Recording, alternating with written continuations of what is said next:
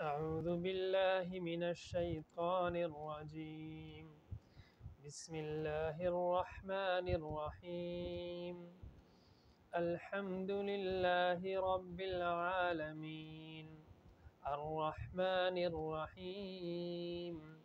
مالك يوم الدين إياك نعبد وإياك نستعين اهدنا الصراط المستقيم صراط الذين أنعمت عليهم غير المغضوب عليهم ولا الضالين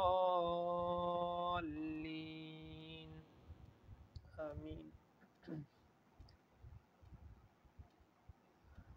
الحمدللہ اللہ تعالیٰ کا احسان ہے، احسان عظیم ہے کہ اللہ تعالیٰ نے ہمیں قرآن کریم جیسی عظیم الشان نعمت عطا فرمائی اور امت محمدیہ میں ہمیں پیدا ہونے کا شرف بخشا۔ قرآن کریم کی وہ صورت ہے سورۃ الفاتحہ، اس کا نام ہے۔ یہ وہ صورت ہے کہ جس میں اللہ تعالیٰ نے ہمیں بہت سے اسباق دیے ہیں، بہت سی ایسی اس کے اندر صرف اس ایک صورت کے اندر اتنی تعلیمات ہیں، اتنی چیزیں ہیں کہ اس کا بیان کرنا مشکل ہے۔ امام راضی رحمۃ اللہ علیہ بہت بڑے مفسر قرآن، عظیم محقق گزرے ہیں، اور انہوں نے ایک دفعہ فرمایا کہ اللہ تعالیٰ نے قرآن کریم جو نازل کیا ہے اس میں 10 لاکھ مسائل ہیں۔ مسائل مطلب بہت سی باتیں ہیں، طرح طرح کے اس میں احکامات ہیں، طرح طرح کی اس میں اسرار و رموز ہیں، حکمتیں ہیں، نشانیاں ہیں۔ تو بعض لوگوں نے یہ سمجھا کہ یہ زیادہ مبالغہ ہو گیا، مطلب 10 لاکھ کیسے ہو سکتے ہیں؟ 6,000 6,500 تو آیات ہیں اس کی، ہر آیت سے اگر 10 مسئلے بھی نکالے جائیں تو 60,000 مسئلے بنتے ہیں، 1 لاکھ بھی نہیں بنتے، 10 لاکھ تو بہت بڑی بات ہے۔ تو امام راضی رحمۃ اللہ علیہ کو غیرت آئی، انہوں نے کہا بھائی یہ تو اللہ تعالیٰ کے کلام کو وہ سمجھ ہی نہیں دے جس طرح سمجھنا چاہیے۔ تو انہوں نے سورۃ الفاتحہ سے 10,000 چیزیں نکال کے بتا دی، اور فرمایا کہ 10,000 چیزیں میں نے نکال کے بتا دی، صرف اس لیے کہ جب سورہ فاتحہ سے 10,000 نکل سکتی ہیں چیزیں اور صرف میں نکال سکتا ہوں، تو اس کے اندر تو 10 لاکھ سے بھی شاید زیادہ مسائل ہونے چاہیے، اور ہوں گے یقیناً۔ 10 لاکھ کے انلمیٹڈ اللہ تعالیٰ کا کلام ہے، اس کی تو کوئی انتہائی نہیں ہے اس کے علوم کی۔ تو قرآن کریم کی جو یہ صورت ہے سورۃ الفاتحہ، اس سے صرف امام راضی رحمۃ اللہ علیہ نے 10,000 مسائل نکال دیے۔ 10,000 مسائل سے مطلب 10,000 باتیں، 10,000 اس میں باتیں کا لفظ اس لیے کہ اس میں مسائل بھی آ جائیں گے، حکمتیں بھی آ جائیں گی۔ تو یہ سورۃ الفاتحہ بہت عظیم الشان صورت ہے، اور حضرت علی رضی اللہ تعالیٰ عنہ کا فرمان ہے کہ اگر ایک دفعہ، بلکہ ان کا ایک واقعہ بھی آتا ہے کہ عشاء کے بعد وہ بیٹھے، بسم اللہ الرحمن الرحیم کو سمجھانا شروع کیا۔ بسم اللہ الرحمن الرحیم پہ ابھی صرف با سمجھا رہے تھے، اور عشاء کے بعد بیٹھے تھے، فجر کی اذان ہو گئی اور ابھی با کا مطلب چل رہا تھا، یعنی با پر ہی وہ بات کرے جا رہے تھے۔ تو اتنا علم حضرت علی کے پاس تھا، امام راضی کا میں نے آپ کو بتا دیا۔ بلکہ حضرت علی رضی اللہ تعالیٰ عنہ فرماتے ہیں کہ اگر میں سورۃ الفاتحہ کی تفسیر لکھواؤں تو 70 اونٹوں پر لادی جائے گی، یعنی کہ 7 آیات ہیں، ہر آیت کے لیے 10 اونٹ، یعنی ایک آیت کی تفسیر ایوریج یہ بنے گی کہ ایک آیت کی جو تفسیر ہوگی، جو تشریح ہوگی، وہ اس کو کتابوں میں جلدوں میں بنایا جائے گا تو وہ اتنی ساری ہوں گی کہ وہ ایک آیت کی تفسیر اور تشریح کو اٹھانے کے لیے 10 اونٹ چاہیے۔ تو یہ اللہ تعالیٰ کا قرآن ہے، علم ہے، علم کا خزانہ ہے بہت بڑا، اور یہ سورۃ الفاتحہ میں اللہ تعالیٰ نے ہمیں بہت سی چیزیں سکھائی ہیں، بہت سی باتیں بتائی ہیں، کچھ تعلیم دی ہے، دعا سکھائی ہے۔ تو اس پہ تفصیل سے انشاءاللہ کچھ بات کسی اور وقت کروں گا۔ ابھی جو یہاں سے آج سے انشاءاللہ تعالیٰ یہ سٹارٹ کیا ہے، شروع کیا ہے، اس نیت یہ ہے کہ روزانہ کچھ نہ کچھ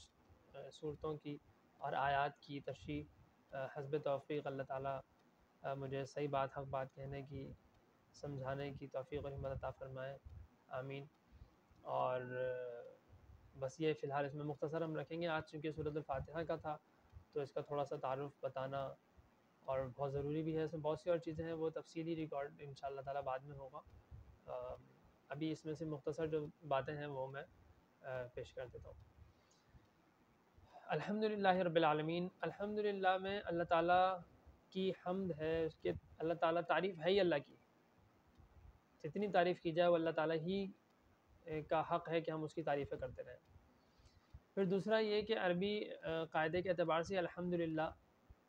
ایسی چیز ہے کہ الحمدللہ کا مطلب یہ ہے کہ یہ جملہ اسمیہ بنتا ہے، تو اس کا مطلب یہ ہوتا ہے کہ ہمیشہ اس کی تعریف ہوتی رہتی ہے، اللہ تعالیٰ کی تعریف ہمیشہ ہوتی رہتی ہے، میں کروں نہ کروں اللہ تعالیٰ کی تعریف پھر بھی ہوتی رہے گی۔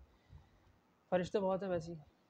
تو الحمدللہ رب العالمین، تمام جہانوں کا وہ رب ہے، پالنے والا وہ ہے۔ پہلے ہی اللہ تعالیٰ نے پہلی آیت میں بتا دیا، دیکھو پالتا میں ہوں، تم یہ پریشان مت ہو کہ بچے کہاں سے کھائیں گے، میں کہاں سے کھاؤں گا، پالنا میں نے ہے، رب میں ہوں۔ جو ہم رکوع میں جاتے ہیں تو بولتے ہیں سبحان ربی العظیم، ہم سبحان اللہ العظیم بھی بول سکتے تھے، سبحان اللہ، اللہ تعالیٰ کا اپنا نام ہوتا، ذاتی نام ہوتا، اللہ وہ ہونا چاہیے، زیادہ اس کی اس میں عظمت ہے، سبحان اللہ العظیم ہونا چاہیے، لیکن نہیں، سبحان ربی العظیم۔ پھر سجدے میں جائے پھر دوبارہ سبحان ربی العظیم، یعنی 3 دفعہ کم سے کم رکوع میں، 3 دفعہ سجدے میں، 6 دفعہ، یعنی 9 دفعہ تو ایک رکعت میں ہے، اور کم سے کم چھوٹی رکعت بھی، چھوٹی نماز بھی 2 رکعت کی ہے، تو اس میں بھی کم سے کم ہم نے کتنا پڑھنا پڑے گا، 18 دفعہ، یعنی 18 مرتبہ اللہ تعالیٰ ہمیں بتا رہے ہیں، اپنی ہماری زبان سے کہلوا رہے ہیں کہ بھائی رب میں ہوں، پالنے والا میں ہوں، تمہیں فکر کرنے کی ضرورت نہیں ہے، محنت ضرور کرو لیکن اس کے پیچھے مجھے نہ بھول جاؤ، میں ہوں، میں دوں گا، میری ذمہ داری ہے، سارے جہاں کو دیتا ہوں تو تم تو چھوٹے سے ہو، تمہیں کیا۔ تو خیر، اللہ تعالیٰ ہمارے دل میں یہ بات اتار دے، میرے بھی دل میں اتار دے، ہمارے دل میں بات اتار دے کہ اللہ تعالیٰ کی ذات رب ہے، بہت بڑی ذات ہے، رب العالمین، تمام جہانوں کا رب ہے۔ الرحمن الرحیم، الرحمن اور الرحیم میں جو اصل ہے وہ ہے را، حا اور میم، نہ حروف اس کے اصلیہ جو ہے، حروف اصلیہ۔ تو رحم ماں کا جو جب بچہ ماں کے پیٹ میں ہوتا ہے تو وہ بھی رحم میں ہوتا ہے نا،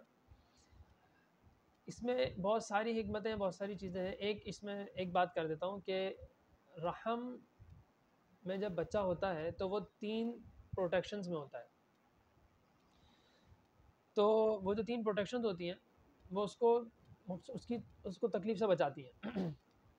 یہ جو رحم کے اندر بچہ ہوتا ہے اس میں اس کو کوئی اگر کوئی تکلیف ہو رہی ہو نا، اس کو کسی چیز کی کمی اللہ تعالیٰ نہیں ہونے دیتے۔ ہوتا کیا ہے کہ اگر کوئی اس کو نیوٹریشنز، کوئی چیزیں اس کو چاہیے نشو و نما کے لیے، تو وہ ماں کے اندر سے کھینچ لیتا ہے، یعنی اللہ تعالیٰ نے ایسا نظام رکھا ہے کہ وہ ماں کے اندر، ماں کو تکلیف ہو جائے گی لیکن اس بچے کو تکلیف نہیں ہوگی۔ تو اللہ تعالیٰ یہ بتانا چاہ رہے ہیں کہ جس طریقے سے رحم کے اندر تم، یعنی ہم تھے تو ہم نے کیا کیا، رحم کے اندر جب ہم تھے تو اللہ تعالیٰ کی قدرت یہ ہے کہ ہم اپنی قدرت سے، اپنی طاقت سے ہاتھ پاؤں ہلا بھی نہیں سکتے، کچھ نہ کھا سکتے نہ پی سکتے، لیکن ان سب کے باوجود اللہ تعالیٰ نے ہماری روزی روٹی کا انتظام ہماری دنیا میں آنے سے پہلے ہمارے لیے کر دیا۔ تو رحم کا تقاضا ہی یہی ہے کہ اللہ تعالیٰ کی رحمت اور اس کے رحم کا تقاضا ہی یہی ہے کہ اللہ تعالیٰ ہماری حفاظت فرمائے، اللہ تعالیٰ ہمیں مشکلات سے بچا کر رکھے۔ تو اللہ تعالیٰ جس طریقے سے رحم، ماں کے پیٹ میں اللہ تعالیٰ ہماری حفاظت فرماتے ہیں، اور کوئی آفت مشکل آ رہی ہوتی ہے تو ماں سہتی ہے، ماں کو سہنا پڑتا ہے، بچے کو نہیں سہنا پڑتا۔ خون کی کمی ہوگی بچے میں، عموماً نہیں ہوتی، وہ بچے کو کسی طرح سے نشو و نما ملاتی اللہ ہے کہ بہت ہی زیادہ ہو جائے تو کیا ہوتا ہے کہ وہ ماں، اس کو تکلیف، ماں کی تکلیف شروع ہو جائے گی، اس کو تکلیفیں شروع ہو سکتی ہیں لیکن بچے کو کچھ نہیں ہوگا۔ تو اللہ تعالیٰ فرما رہے ہیں کہ جس طریقے سے ماں کے پیٹ میں، ماں جو تم رحم میں جب تھے تو اس طریقے سے اس وقت جس طرح تمہاری تمام چیزیں تمہارے اوپر نہیں آنے دیتا تھا میں، ابھی بھی میں رحمان ہوں اور بہت بڑا رحمان ہوں، بہت بڑا رحم کرنے والا ہوں، میں ابھی بھی نہیں چاہتا کہ تمہیں کوئی تکلیف ہو۔ تو جو میں احکامات تمہیں دے رہا ہوں، جو باتیں تمہیں بتا رہا ہوں، اس وہ تمہارے فائدے کے لیے، تم عمل کرو گے تو تم تکلیف سے بچو گے، میں بے نیاز ہوں، مجھے کوئی ضرورت نہیں ہے، تم نماز پڑھو نہ پڑھو، میرا کوئی فائدہ نہیں ہے، نہ میرا کوئی نقصان ہے۔ پوری دنیا جو ہے وہ اللہ تعالیٰ کا انکار کر دے، نعوذ باللہ، اللہ تعالیٰ کی ذات میں ذرہ برابر اس کی عظمت میں کمی نہیں ہوتی، اور پوری دنیا جو ہے وہ شیخ عبد القادر جیلانی رحمۃ اللہ علیہ جیسی بن جائے، بلکہ انبیاء اولیاء جیسی بن جائے، یعنی انبیاء جیسی نیکیاں کر لیں وہ، تب بھی اللہ تعالیٰ کی عظمت اور شان میں ذرہ برابر بڑائی نہیں ہوگی۔ ہمارے بڑائی کرنے سے، اللہ تعالیٰ کی عظمت بیان کرنے سے کچھ نہیں ہوتا، جو ہوتا ہے اللہ تعالیٰ ہمیں جو توفیق اور ہمت دیتے ہیں اس کی وجہ سے ہم جو بڑائی اور عظمت بیان کرتے ہیں اس میں ہمارا ہی فائدہ ہوتا ہے، اللہ تعالیٰ کا کوئی فائدہ نہیں کریں گے ہمارا نقصان ہے، کریں گے ہمارا فائدہ ہے۔ تو خیر یہ ہے کہ انشاءاللہ تعالیٰ الرحمن الرحیم پر ڈیٹیل میں جب بات آئے گی تو اس میں اور بھی چیزیں آئیں گی۔ ابھی صرف یہ ہے کہ اللہ تعالیٰ سے بھی یہ سمجھانا چاہ رہے ہیں کہ بھائی میں تم سے بہت پیار کرتا ہوں، میں تم پر بہت زیادہ رحم کرنے والا ہوں، بہت زیادہ رحم کرنے والا ہوں۔ یہ پوری دنیا میں ہوا چل رہی ہے، یہ ہوا جو ہے وہ کافر کے لیے بھی ہے اور مسلمان کے لیے بھی ہے۔ اس میں کوئی اللہ تعالیٰ نے وہ نہیں رکھا کہ بھائی تم نے کلمہ نہیں پڑھا میں تمہاری آکسیجن بند کر دیتا ہوں، ایسا کچھ بھی نہیں ہے۔ رحمان کا مطلب ہے وہ ذات کی جس کی رحمت بہت وسیع ہو، پھیلی ہوئی ہو، سب کے لیے ہو، ایکسٹینسو ہو بہت زیادہ۔ اس کے بعد ہے الرحیم۔ رحیم کا مطلب ہوتا ہے کہ وہ ذات کی جس کی رحمت انٹینسو ہو، یعنی کہ جس پر ہو بہت پوری طاقت بھرپور ہو، جس پر وہ بھرپور ہو اور پوری ہو، انتہائی درجے کی رحمت ہو۔ تو اللہ تعالیٰ کی ذات وہ واحد ذات ہے جو رحمان ہو سکتی ہے، اور پھر اس کے ساتھ ساتھ وہ رحیم بھی ہے۔ بعد میں پھر اس میں علماء نے یہ بھی فرمایا ہے کہ رحمان وہ دنیا میں اس کی رحمان کی صفت کا ظہور ہے کہ اللہ تعالیٰ اس وقت رحمان ہے، سب کے لیے اللہ تعالیٰ کی نعمتیں کھلی ہوئی ہیں، مطلب برس رہی ہیں آسمان سے بارش کی طرح برس رہی ہیں نعمتیں۔ لیکن قیامت میں اللہ تعالیٰ کی صفت رحیم جو ہے اس کا ظہور ہوگا کہ اللہ تعالیٰ جس پر رحم کریں گے، ایک تو خاص پر رحم کریں گے، لیکن جس پر کریں گے پورا کریں گے، اور وہ پھر مسلمانوں پہ ہوگا، کافروں کے لیے، غیر مسلموں کے لیے اللہ تعالیٰ کا رحم نہیں ہوگا قیامت کے دن، وہ ان کے لیے کیونکہ رحیم ہے نا ذات، اس وقت رحیم کا صفت رحیم کا ظہور ہے، تو اس وقت اللہ تعالیٰ کی رحمت جس پر ہوگی پوری ہوگی، تبھی جنت دے رہے ہیں، جنت الفردوس دے رہے ہیں، بے تحاشا نعمتیں بھری پڑی ہیں، اتنی زیادہ رحمتیں ہیں کہ جنت جیسی نعمت ہمیں دے دی ہے، کیونکہ جس پر ہوگی پوری ہوگی۔ تو اس وقت اللہ تعالیٰ کی صفت رحمان کا ظہور ہے، اور قیامت کے بعد اللہ تعالیٰ کی صفت رحیم کا ظہور ہوگا، اور رحیم خاص پر ہوگی، اور وہ خاص اللہ تعالیٰ کو ماننے والے، اللہ کے رسول اور پیغمبروں کو، اللہ کی کتابوں کو اور فرشتوں کو، اللہ تعالیٰ کے احکامات کو ماننے والوں پر ہوگی، اور پوری ہوگی، اور جو نہیں مانتے اللہ تعالیٰ کو ان پر ہوگی ہی نہیں سرے سے، اسی لیے وہ جہنم کے مستحق ہوں گے۔ تو یہ دو آیتیں ہیں، الحمدللہ رب العالمین الرحمن الرحیم۔ اللہ تعالیٰ یہ بھی بتانا چاہ رہے ہیں کہ دیکھو جب ہم پہلی آیت پڑھے تو ہمارے دل میں یہ آ رہا ہے کہ رب ہے، بہت بڑا ہوگا، تو سارے جہان کا رب ہے، تو بہت عظمت ہے، ہیبت بھی آتی ہے، عظمت بھی آتی ہے، تو اللہ تعالیٰ اس ہیبت اور عظمت کو تھوڑا سا نیوٹرلائز کرنے، تھوڑا سا یعنی اس کی جو ہیبت آ رہی ہے اس ہیبت کو کم کرنے کے لیے، عظمت برقرار رہے لیکن ہیبت کم ہو جائے، اللہ تعالیٰ نے آگے اپنے رحم کا ذکر کر دیا کہ بھائی میں رحمان اور رحیم بھی ہوں۔ تو اللہ تعالیٰ نے بڑا یعنی ہمیں بات بتاتے ہوئے بھی ہماری نفسیات کا خیال رکھا ہے۔ پھر آگے ہے مالک یوم الدین، یہ بتایا کہ میں رحمان بھی ہوں، رحیم بھی ہوں۔ تو رحیم میں تو اشارہ ہے کہ آخرت کی تیاری کر لو، آخرت میں جو میرا رحم ہوگا نا وہ صرف خاص پر ہوگا، لیکن یہ اشارہ ہو سکتا ہے بہت اچھے طریقے سے سمجھ نہ آئے، تو اس لیے اللہ تعالیٰ نے اور وضاحت کر دی مالک یوم الدین کہ بھائی روز جزا آنے والی ہے، قیامت کا دن آنے والا ہے، اور اس وقت میں مالک ہوں گا۔ سوال ہی پیدا ہوتا ہے کہ مالک کو مطلب ایسا کیوں اس طرح ذکر کیا کہ اس وقت میں مالک ہوں گا؟ مالک تو اللہ تعالیٰ آج بھی ہے، اس لیے ذکر کیا ہے، علماء نے لکھا ہے کہ بھائی دنیا میں مثال کے طور پر یہ قلم ہے، یہ میرا قلم ہے، میں اس کا مالک ہوں، میں اس کے اندر تصرف کر سکتا ہوں، تو گو کہ اصل مالک اللہ ہی ہے، لیکن کیونکہ نسبت میری طرف کی جائے گی اور یہ مالک میں ہوں اس کا اور میں اس کو استعمال کرتا ہوں، تو قیامت کے دن یہ نسبت بھی ختم ہو جائے گی، وہاں ظاہری نسبت بھی اللہ ہی کی طرف ہوگی اور اصل نسبت تو ہے ہی اللہ کی طرف۔ تو اسی لیے اللہ تعالیٰ نے اس کو بہت زیادہ یعنی کہ وضاحت کے ساتھ بیان فرمایا کہ مالک یوم الدین، روز جزا کا مالک، بدلے کے دن کا مالک، قیامت کے دن کا مالک میں ہوں گا۔ یہ اللہ تعالیٰ نے اپنی 3 صفات بیان کی، اور اس کے بعد اس طریقے سے اگر اس کو ہم پڑھیں الحمدللہ رب العالمین الرحمن الرحیم مالک یوم الدین، اگر ہم اس کو صحیح عربی سمجھتے ہوئے پڑھیں تو ایسا لگتا ہے اللہ تعالیٰ ہمارے سامنے آ گئے ہیں نا، ایسے ہمارے سامنے آ گئے، تو ہم اللہ تعالیٰ سے ایسے کہتے ہیں آپ ہی تو ہمارے معبود ہیں، ہم آپ ہی کی تو عبادت کرتے ہیں، ہے نا۔ ابھی جو جملے چل رہے ہیں وہ اللہ تعالیٰ کے بارے میں چل رہے ہیں جیسے تھرڈ پرسن ہے، اللہ تعالیٰ ایسا ہے، اللہ تعالیٰ ایسے ہیں، اللہ تعالیٰ ایسے ہیں، تو ابھی ہونا چاہیے تھا کہ ہم اللہ ہی کی ہم اسی اللہ کی عبادت کرتے ہیں، جملہ یہ ہونا چاہیے تھا کہ ایاہ نعبد، کہ ہم اسی اللہ کی عبادت کرتے ہیں، لیکن یہ ایاک نعبد و ایاک نستعین، یعنی کہ اللہ میں آپ کی عبادت کرتے ہیں۔ یعنی اب ہم اس طریقے سے اللہ تعالیٰ نے اپنی صفات کو بیان فرمایا ہے کہ اگر ہم تھوڑی سی بھی عربی سمجھ لیں تو ایسا ہم اور اس کے اندر اس کو ذرا غور سے پڑھیں تو ایسا لگے گا کہ اللہ تعالیٰ ہمارے سامنے آ گئے ہیں اور ہم اللہ تعالیٰ کو دیکھ رہے ہیں، اور ہم اللہ تعالیٰ سے دیکھتے ہی اللہ تعالیٰ کو کہتے ہیں اللہ تعالیٰ ہم آپ ہی کی عبادت کرتے ہیں، سوائے آپ کے کسی اور کی عبادت کرتے ہی نہیں ہیں، وَإِيَّاكَ نَسْتَعِينُ، ہم آپ ہی سے مدد مانگتے ہیں، آپ کے علاوہ کسی اور سے مدد ہم مانگتے ہی نہیں ہیں۔ ہم بالکل نہیں. اچھا اس میں ایک اور بات ہے کہ ہم عام طور پہ کسی سے مدد مانگتے ہیں میری ذرا مدد کر دو, یہ وہ مدد نہیں ہو. اس کا مطلب یہ ہے کہ تو ہم آبویسلی پتہ ہے نا کہ وہ بندہ اس میں طاقت جو دی وہ اللہ نے دی ہے. تو بعض لوگ اس کو ذرا کنفیوژن کا شکار ہو جاتے ہیں, بھائی ہم تو لوگوں سے مدد مانگتے تو ہیں, تو یہ کیا بات ہے. تو یہ کوئی اتنی زیادہ کنفیوژن کی ضرورت نہیں ہے. سمپل سی بات ہے کہ وہ اس کو بھی اللہ نے ہی طاقت دی ہے, اسی لیے اصل مدد جو اصل اب پریشانی میں ہم ہوتے ہیں ویسے بھی, تو اصل مدد تو اللہ ہی سے مانگتا ہے. اور اس میں یہ بھی سبق ہے کہ کسی اور کو مدد سے پکارنے سے پہلے اس کو بولو کہ بھائی یار تم میری یہ چیز اٹھا کے دے دو. دل میں اللہ تعالیٰ کی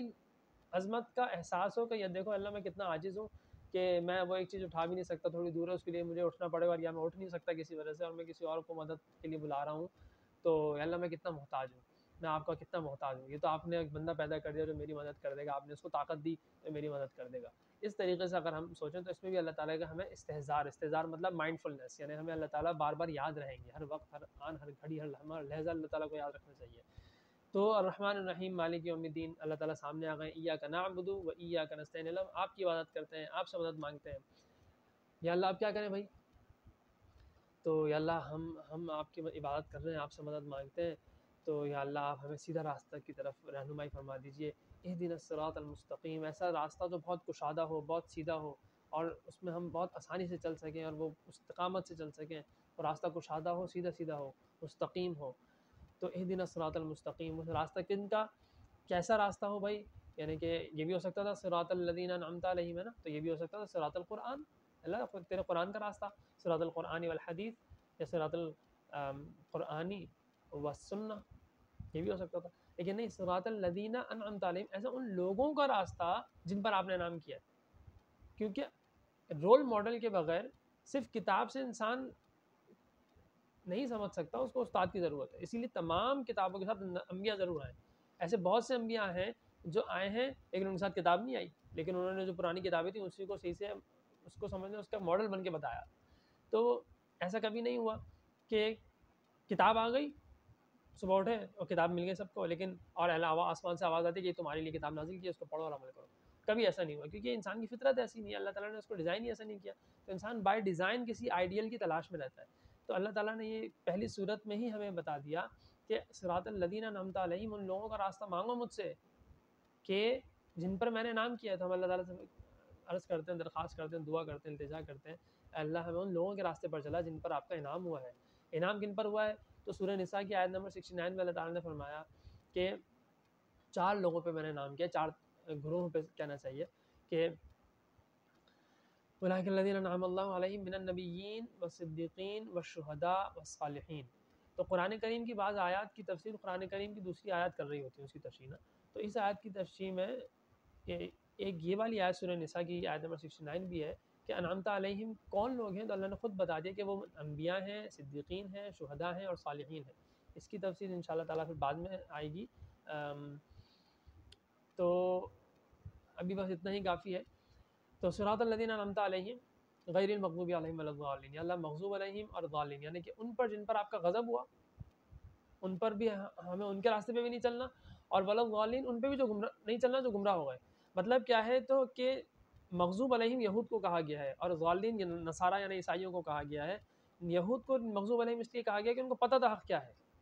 اس کے باوجود وہ اپنے عناد اور ہٹ دھرمی کی وجہ سے حق کو انہوں نے تسلیم نہیں کیا, قبول نہیں کیا, تو ان پر اللہ کا غضب نازل ہوا. تو اس لیے کہا گیا اللہ جن پر آپ کا غضب نازل ہو ان کا راستے پہ ہمیں نہیں چلنا, ہمیں نہیں چلائیے گا. اسی طریقے سے نصارہ کو پتہ ہی نہیں تھا کہ حق کیا ہے, تو وہ گمراہ ہو گئے. ان کو نا بہت سی چیزیں پتہ ہی نہیں تھی صحیح سے, تو وہ کیا ہوگا, گمراہ ہوگا. آج تک بھی جو بائبل ہے, انجیل جس کو کہتے ہیں, تو 4 بائبل ان کے پاس ہیں, ان چاروں میں سے کوئی ایک بھی ایسی نہیں جس پر یہ کہہ سکیں کہ یہ 100% صحیح ہے. تو یہ تو حال ہے ان کی اوریجنل اصل جو بنیادی کتاب ہے مذہب کی, اس کا یہ حال ہے. خیر, تو وہ گمراہ ہو گئے, ان کے پاس علم ہی ٹھیک نہیں تھا, انہوں نے اپنا علم ہی صحیح نہیں کیا, تو وہ گمراہ ہو گئے. تو یا اللہ نے ہمیں ان پر نازل کر جو علم کے باوجود گمراہ ہو گئے, علم کے باوجود جو ہے وہ صحیح عمل نہیں کر سکے, علم کو قبول نہیں کر سکے, صحیح علم کو, اور تیری پیروی نہیں, تیری بات نہیں مان سکے, تیری انبیاء کی بات نہیں مان سکے. تو یا اللہ ان کے راستے پہ جن پر آپ کا غضب نازل ہو, ہمیں ان کے راستے پہ بھی نہیں چلا, اور جو گمراہ ہو گئے, جن کو علم غلط ہو گیا, اللہ ہمیں ان کے بھی راستے پر نہیں چلا. آمین. آمین کا مطلب ہوتا ہے اللہ دعا کا قبول کر لے. ٹھیک ہے. اچھا, اب آخر میں حضرت ابو ہریرہ رضی اللہ تعالیٰ عنہ کی ایک حدیث ہے, وہ فرماتے ہیں کہ آپ صلی اللہ علیہ وآلہ وسلم نے فرمایا کہ جب بندہ کہتا ہے نا الحمدللہ رب العالمین، تو اللہ تعالیٰ فرشتوں سے کہتے ہیں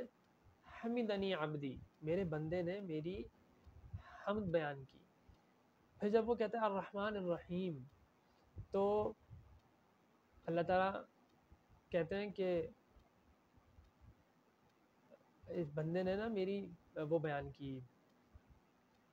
اللہ تعالیٰ کہتے ہیں کہ بندے نے میری عظمت بیان کی، میری بڑائی بیان کی۔ پھر جب بندہ کہتا ہے مالک یوم الدین، تو اللہ تعالیٰ کہتا ہے دیکھو میرے بندے نے میری بزرگی بیان کی۔ پھر جب بندہ کہتا ہے نا اس کے بعد ایاک نعبد و ایاک نستعین، اس کے بعد اللہ تعالیٰ فرماتے ہیں کہ اب میرے اور میرے بندے کے درمیان کوئی چیز نہیں ہے، میں اور میرا بندہ ایسے آمنے سامنے ہے۔ وہی جو بات میں نے کی تھی نا، تو یہ حدیث سے بھی اس کا تھوڑا سا ریزیمبلنس ہے، اس کا کیا کہتے ہیں اشارہ ملتا ہے کہ اللہ تعالیٰ فرماتا ہے میرا اور میرے بندے کے درمیان کوئی چیز نہیں ہے، وہ جو مانگے گا میں اس کو دوں گا۔ ہم کیا مانگتے ہیں اس کے بعد اہدنا الصراط المستقیم، اللہ میں ہدایت دے دے، ہدایت پہ انشاءاللہ تعالیٰ وہ جو تفصیلی انشاءاللہ تعالیٰ ہوگی تفسیر تشریح وغیرہ، تو اس میں انشاءاللہ میں بتاؤں گا۔ ہدایت بڑا بہترین اس کا ایک امام قرطبی رحمۃ اللہ علیہ نے بھی اور دیگر علماء نے بڑا بہترین اس کے مطالب بیان فرمائے ہیں۔ تو اہدنا الصراط المستقیم صراط الذین انعمت علیہم غیر المغضوب علیہم ولا الضالین۔ تو پھر اللہ تعالیٰ جب سے ابھی ہم دعا مانگتے ہیں تو اللہ تعالیٰ اس دعا کو مانگنے سے پہلے فرما چکے ہوتے ہیں کہ میں جو مانگے گا میرا اور میرے بندے کے درمیان کوئی چیز حائل نہیں ہے، جو وہ مانگے گا وہ اسی کے لیے ہے۔ تو یہ دعا اللہ تعالیٰ نے قبول کیا۔ پھر اسی طرح حکیم علماء حضرت مولانا اشرف علی صاحب تھانوی رحمۃ اللہ علیہ کی بات شیخ الاسلام حضرت مفتی تقی عثمانی صاحب حفظ اللہ فرمایا کرتے تھے، فرماتے ہیں کہ انہوں نے فرمایا کہ اللہ تعالیٰ نے جو سورہ فاتحہ میں ہمیں سکھایا ہے نا دعا، یہ اور بلکہ پورے قرآن میں جتنی دعائیں سکھائی ہیں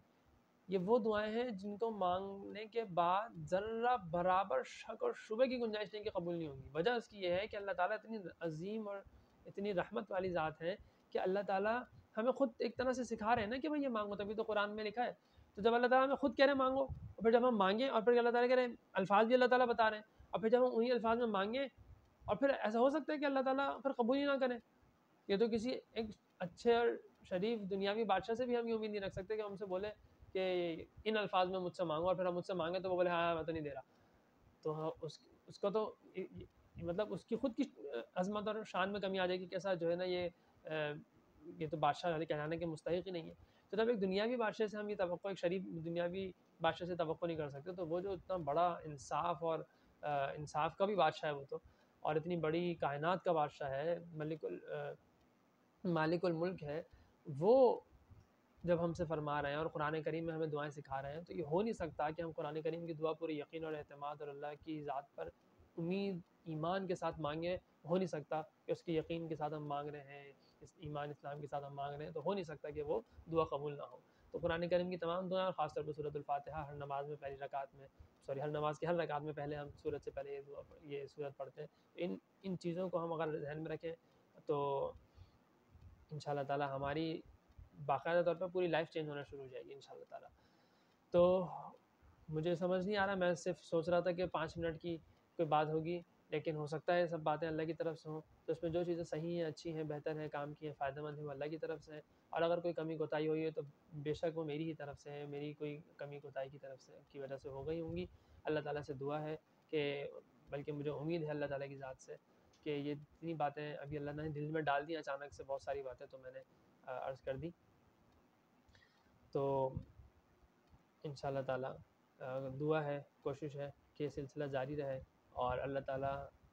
ہمیں قرآن کریم میں ہی جینے مرنے، قرآن کریم کی خدمت میں جینے مرنے کی توفیق بھی دیں اور ہمت بھی عطا فرمائے، تاکہ ہم اللہ تعالیٰ کے سامنے اللہ تعالیٰ کی بارگاہ میں سرخرو ہو سکیں۔ تو اللہ تعالیٰ سے دعا ہے کہ اللہ تعالیٰ اس ترجمہ اور اس تشریح جو بھی دل میں آئی اللہ تعالیٰ کی طرف سے انشاءاللہ تعالیٰ، تو اللہ تعالیٰ اس کو بھی قبول فرمائے۔ جزاکم اللہ خیرا کثیر۔ اللہ تعالیٰ مجھے بھی عمل کی توفیق عطا فرمائے اور آپ کو بھی عمل کی توفیق عطا فرمائے، اور ہمارا حشر، ہمارا خاتمہ ایمان پر فرمائے، اور ہمارا حشر انبیاء کے ساتھ فرمائے، خاص طور پر آپ صلی اللہ علیہ وآلہ وسلم، حضرت محمد مصطفیٰ صلی اللہ علیہ وآلہ وسلم کے ہاتھ سے حوض کوثر کا پانی پینا نصیب فرمائے، اور ان کی شفاعت نصیب فرمائے، اور ان کی ساتھ جنت الفردوس میں اعلیٰ مقام عطا فرمائے۔ السلام علیکم ورحمۃ اللہ تعالی وبرکاتہ۔